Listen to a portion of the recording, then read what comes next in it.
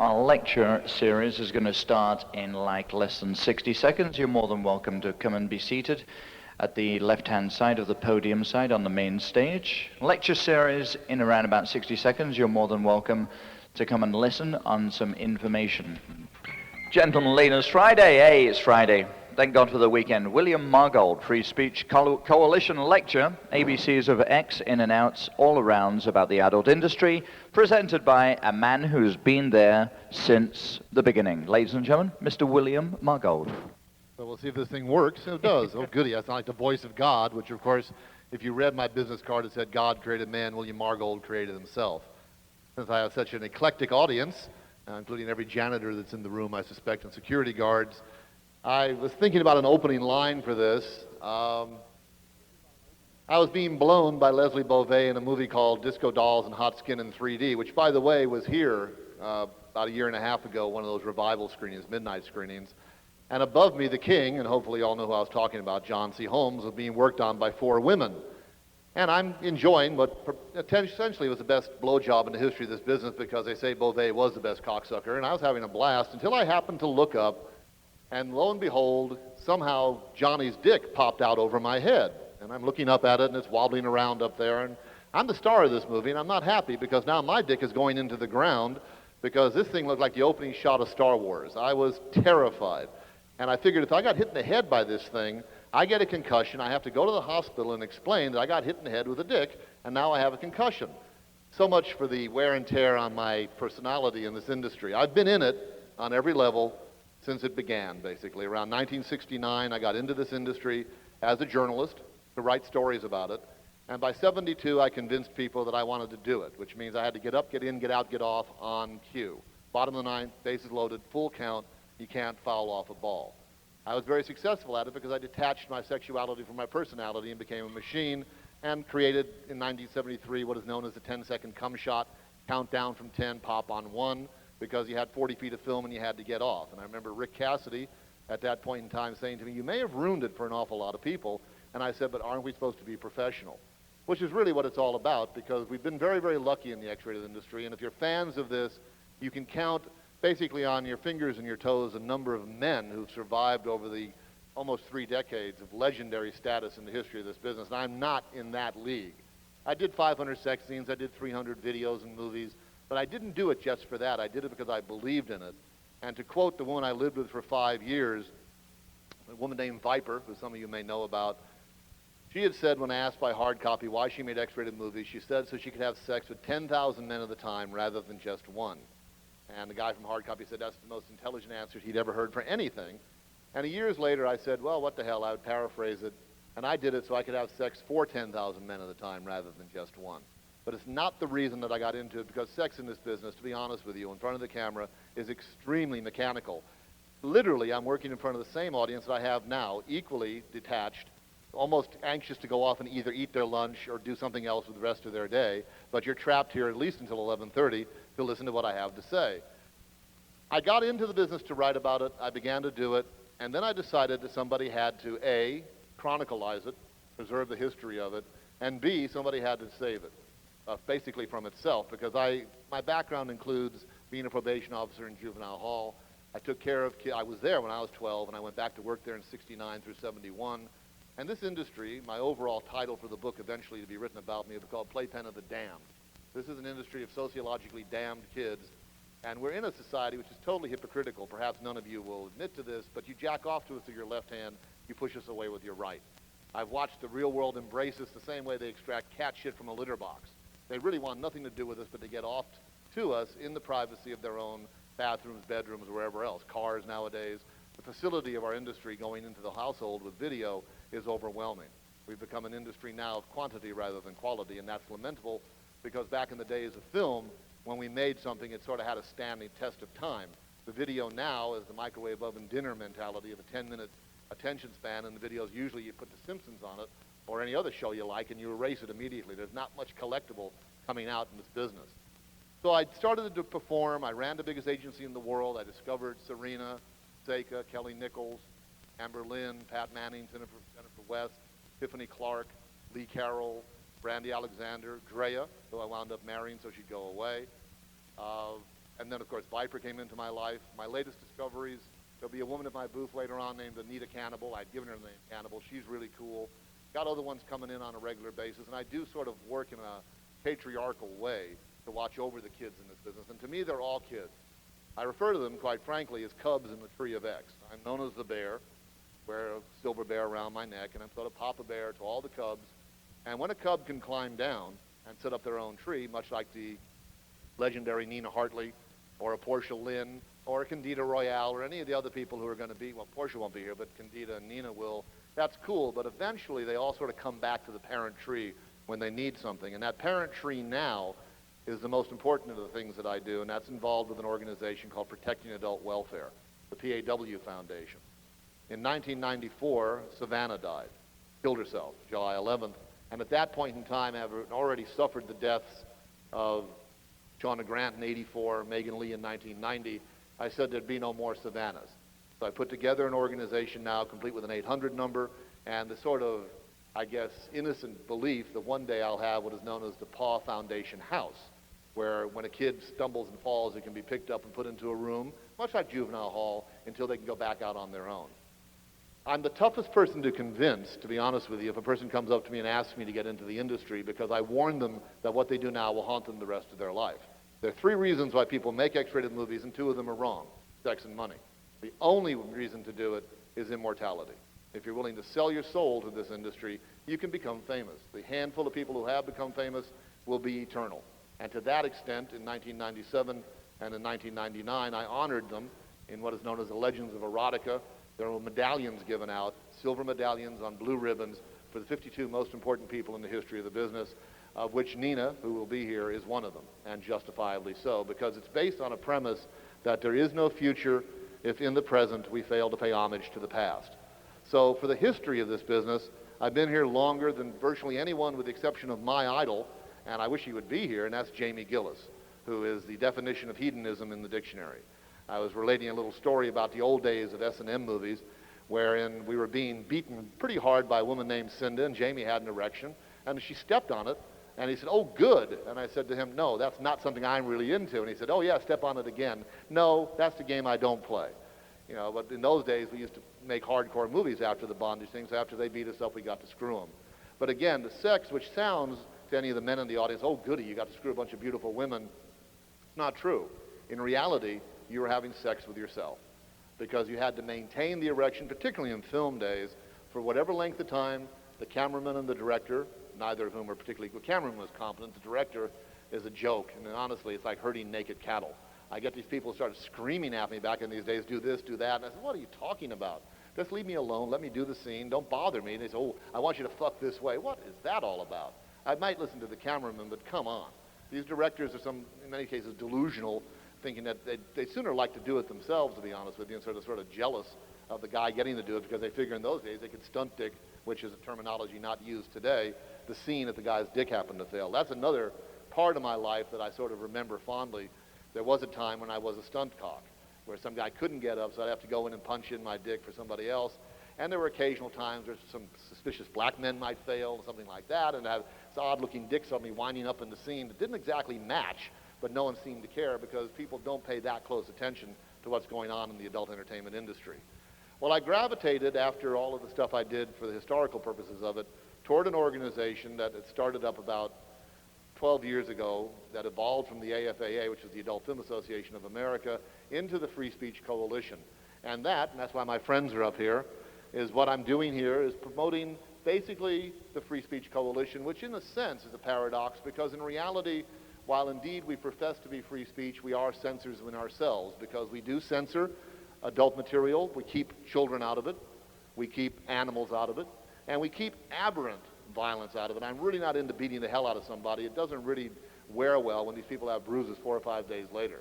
Kids are a vile situation. Child pornography is a vile situation.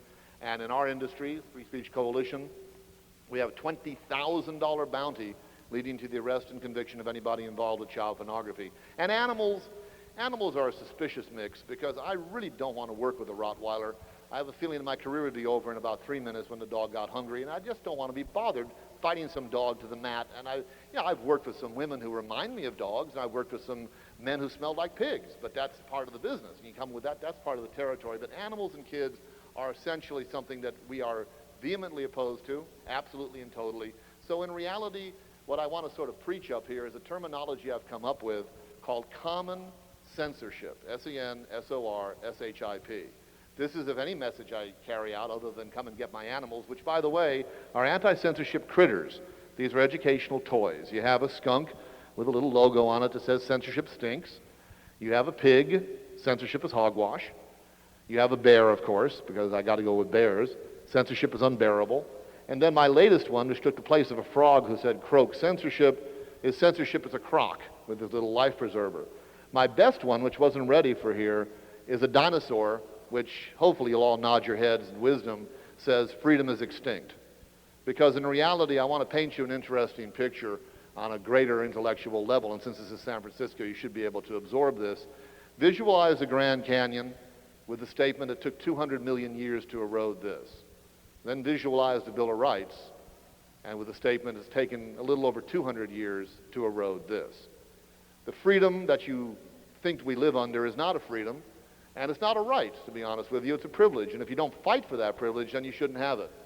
The other organization I represent is called FOXE, F-O-X-E, Fans of X-Rated Entertainment, created essentially under the premise that if society refuses to admit it's jacking off, it shouldn't be upset when Congress cuts off its dick.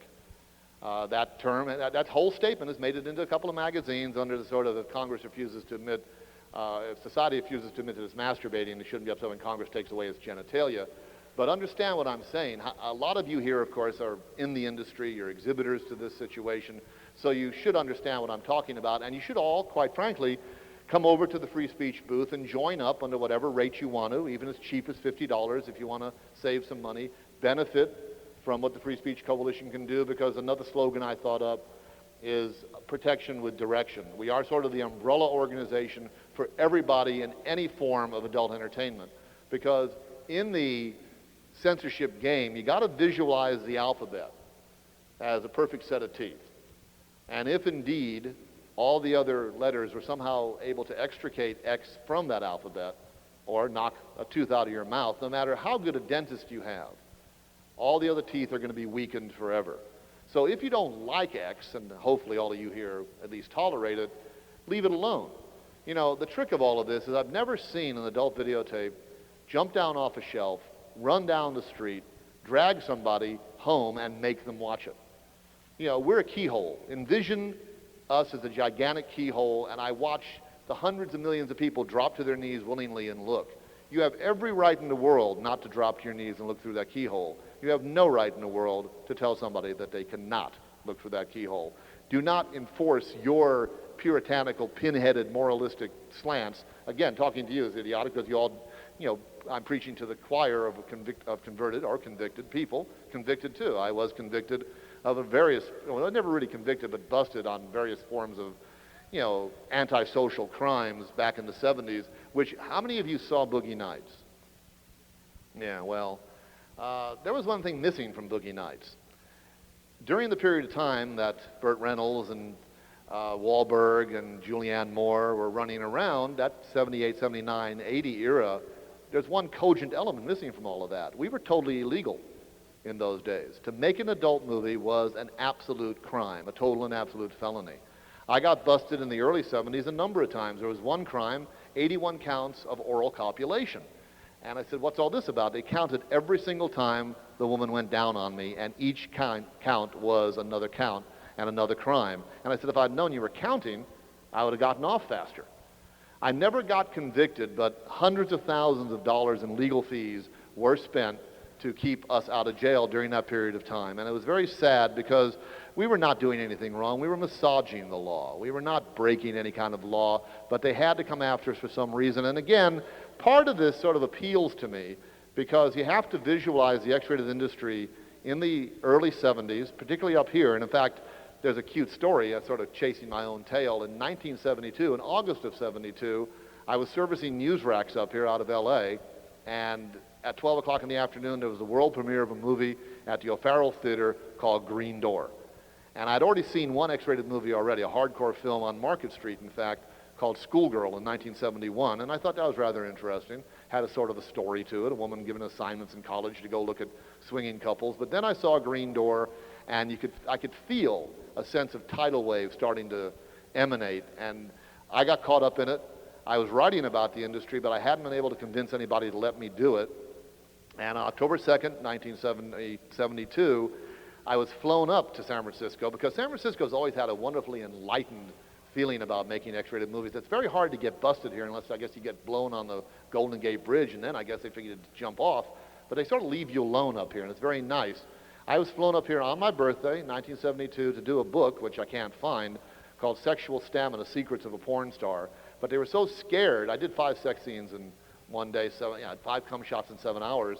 They were scared of the book because it's true, so they made me write it over a 3-day period, which was sort of sad. I had to prefabricate all this adventures of how I would keep on meeting these people and keep on having sex with them.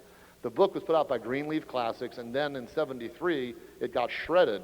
100,000 copies got shredded, which is very sad. And I had a copy, but somebody stole it out of my house. So if any of you into the eclectic collection situations happen to have Sexual Stamina by William Margold, I would love to have it for my collection. I like what I do, and I like what I've done. And there's a difference between all of that, because what I've done is I've carved my name into the backside of society, and it's there forever. And that I like very, very much. On the back, I'm wearing a statement that I said to the Mies Commission in 1985, which is my greatest of all my quotes. In a society that is drug-infested, violence-racked, and polluted by chemical greed, no one has ever died from an overdose of pornography. In fact, unless you lick the TV screen or shove your dick in a VCR, very little bad's going to happen to you from what we do. I was lecturing at some fairly intellectual group of sexual psychologists one afternoon, and the woman said to me, "Have I ever killed anybody?" She starts rubbing her little hands in glee. And I said, "What are you talking about?" She said, "Have you ever killed anybody? You ever snuff movies and stuff like that?" By the way, snuff is a myth. Mainstream, there's no such thing as commercial snuff movies. But yeah, I've killed hundreds of thousands of people. I've burned them to death with bad voices. Good. I guess that was censored for some reason. Sure, I've made bad movies, but what's bad to me, entertained over 28 years. I still work occasionally. I don't like to do full hardcore penetration scenes anymore. Okay, I can give you whatever you like to know. Yeah, well, that's orgasm with a microphone. Anything you'd like to know? Anybody out there, or have I just beaten your ears into submission? I usually do that in classrooms. They just sort of go, "Oh my God." Yes. It's a growing number. The Free Speech Coalition is a trade organization for the adult entertainment industry, and I would say at this point in time, there are about 600 members. I have close to 1,800 members and fans of X-rated entertainment, because the Free Speech Coalition really needs to be joined by people who have companies, who want to protect their companies and be on the cutting edge of information, because now with the internet and email and all the other stuff that's available to get information, we are actively taking a position which we're going to have to defend, because no matter who gets in November, all hell's going to break loose in 2001. I have a great contempt for politicians. I think that they and lawyers should be slaughtered at birth. If you're born and all of a sudden it says you're going to be a lawyer or a politician, they should be slaughtered. It should be another one of Moses' plagues, perhaps, because they're all hypocrites. I have debated people who have come up to me and said, "I really enjoyed that movie you were in." And I said, "What the hell are you doing here?" He said, "I'm paid to be here." I don't like that idea. This is something else. There is no dollar sign in the word cause. Understand that. This is my cause. This is my belief. Yes, I'm the trade show coordinator of the Free Speech Coalition, probably because nobody else can do it, but because I like to be in the booth. It's a 3-ring circus. I bring in performers. They put on a show. Like I say, Cannibal, Rosie Rocket, Chantel Lace will be here. Most of the time I'm benefited by somebody like a Christy Lake or New Kids to come into the booth, because without the fans, which is FOXE, and without the performers, which is protecting adult welfare, there's no reason for the Free Speech Coalition, which once upon a time was called the Adult Video Association. And there's something strange about that. I wish this organization had a name that admitted to what it did, because my major and primary concern in life is the preservation of the adult entertainment industry. because the outside world is not all that concerned about protecting us. And I'll tell you a story about what happened at the end of my Meese Commission testimony, which was 45 minutes, in Los Angeles in October of 1985. When I came down, and it was pretty intimidating up there, but I used that opening quote and then got into them. Barry Lynn of the ACLU came over to me and said, "I wish I could speak like that to those people, but I wear a suit." Read into what he said. We're on the sacrificing edge. If there was a way that X could be knocked out, it would be. But it can't be because, again, I go back to my teeth analogy. And I also envision us, all of us here, and hopefully all the other people who may get this message wherever else, if you visualize the game of Risk that you played as a child, we're the island of Madagascar. We're a fortified island of Madagascar. And I happen to like it where I'm at because the respectability that we all clamor for, to be honest with you, will be our extinction. As long as we are outlaw, as long as we are perceived to be in the gutter, where I prefer to be anyway because I can look up society's skirt rather than down its blouse, I like it there. I want to have people say, "Oh my God, you're in the X-rated industry." The day that somebody yawns when I tell them I'm in the adult entertainment industry, that's my death knell. I want to remain against the grain. I want to be, for whatever it's worth, as shocking as I can be for the rest of my life. And I like the idea of being the outlaw. When we became legal, when we got our license to fuck, literally in 1988 with the Freeman decision, it was the beginning of the end because essentially it allowed everyone to come in. If indeed the Freeman decision is repealed, which is possible, and we have to go back into the underground where I was born, a whole lot of people who are making these movies won't be making them anymore because the threat of going to jail, and it's not fun in there, is sometimes can convince you that there are better ways to make money. Go out and dig a ditch instead of getting into the X-rated industry because it can become very, very dangerous. And the way the vice cops would get us in the early days is they come after the women and they threaten to take away their kids if they didn't turn state's evidence on the people who are making the X-rated films and videos. I had a lot of people who apologized to me for telling on me. And there's nothing, I understood that. That's why the perfect female for me in this business to enter into this industry is what I refer to as a sterile orphan. If they have no family, no underbelly, it sounds cold and sardonic and all that, but think about what I'm saying. One day, and this is one of my quotes that's Playboy referred to me as the Renaissance man of X. What are you going to do when you come home, when your kid comes home, with you laying in the middle of a magazine with a candle shoved up your ass? You're going to tell him you're playing a part of a birthday cake? It doesn't go away. It's the rest of your life. You have to be willing, if you're going to come into this business, in front of the camera, to sell your soul. But the price of that sale is immortality. And the people in this business, the ones that you've been watching over these last 30 years, the Jamies and the Paul Thomases and the Joey Silveras and the Herschel Savages and the John Leslies and Nina and Portia and Chambers and Ginger and Amber, these are legends. These are people who will be talked about. And that's the sad thing about it. They'll be talked about 22 years from now when I come up with the next 52 medallions or final 48 medallions. To be honest with you, in today's industry, I can't think of more than maybe 4 names that are going to get those 44, get those medallions. There aren't people working now that I see as potential legends, but you could spot them 25 years ago when they'd come in because they had that glint of mischievousness in their eyes.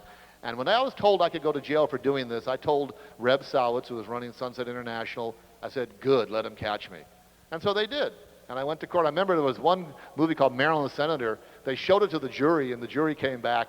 And the reason I'm not showing slides, it's sort of a cute story, is that the jury said, "Boy, you sure intimidated us." So I didn't want to show a bunch of slides of what I'd done. And if you people don't know what hardcore looks like, go pick up one of my tapes or read a magazine. Any other questions? Anybody, or again, I sort of talk people into submission, which is my pattern. Now, I'm sure you don't want to ask me any questions. You know all about me. But again, yes.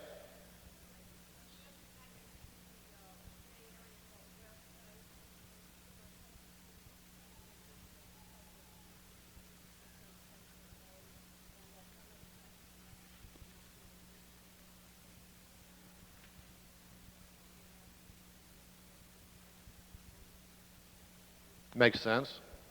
It's not going to get any easier, kids. You've had, particularly the internet people, and I'm not saying this, you're going to get a little bit upset with me, but the internet people never thought that it would get to them because they couldn't figure out how you could censor cyberspace.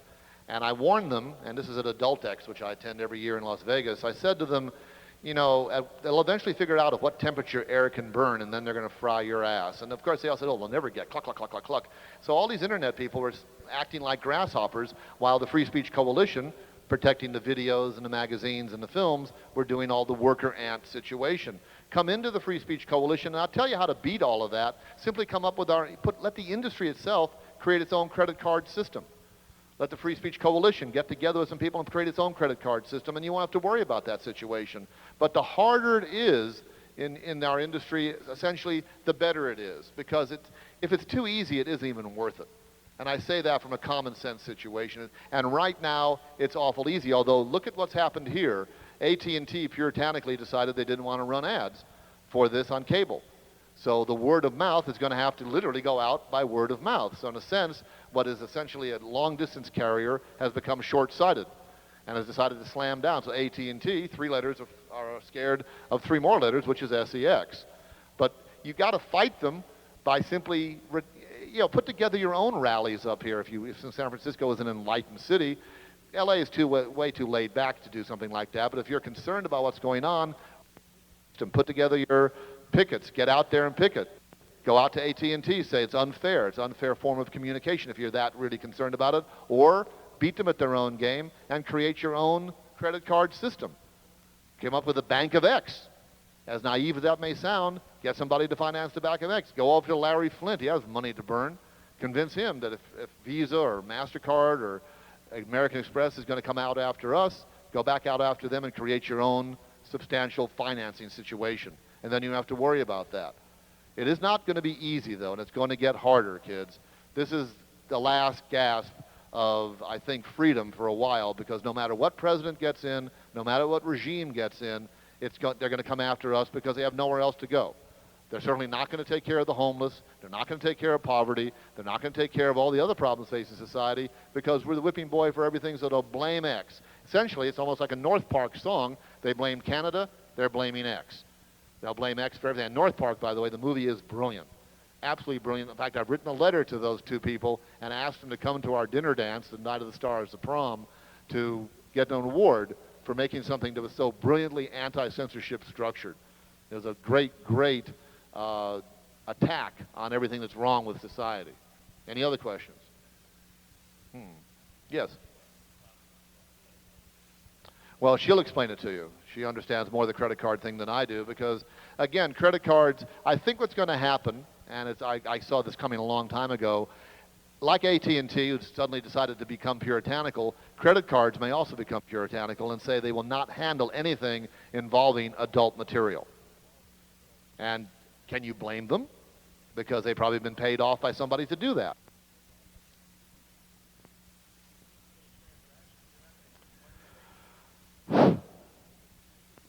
Yes, social pressure is exactly that. I'll tell you something that I said to the Meese Commission. I made the Meese Commission a proposition, and something I want to do through protecting adult welfare, and I think the women in the audience, the 1, 2, 3 of them, will appreciate this more than the men. 4 of them. I want to raise the age of entrance into the adult entertainment industry to 21 years old. I do not believe that kids, in the literal sense, are ready at 18, 19, or 20 to get ready for something that may be the rest of their life and scarring to the rest of their life. When I made this proposition to the Meese Commission in 1985, they said no. And I said to them, oh, all right, I know why you said no. And they said, why did we say no? And I said, because you want 3 more years worth of taxation off my kids. And I said, this is the whole thing. It's about money. And do you understand why you have no choice but to leave us alone? And they all began clucking like the hens they were. I said, because we are a multi-billion-dollar business that's becoming more and more mainstream and is paying more and more taxes. And they don't want to lose those taxes. The credit card companies, however, are independently owned and independently moralistically structured and are told what to do. And when I remember when Los Angeles Times used to run adult entertainment movie ads. Then all of a sudden in 1976, they said no more. So we had then an organization called the AFAA who said, we're going to sue them. And I said, you're fools. You can't sue a paper and tell them to take ads. Do you understand that it's essentially, it's sort of a reverse form of freedom of the press. They can do exactly what they want to do. But they did, however, spend all this money to try and sue the LA Times, and the case basically got thrown out of court. Because independent contractors can do whatever they want with their rights. and with our rights as well.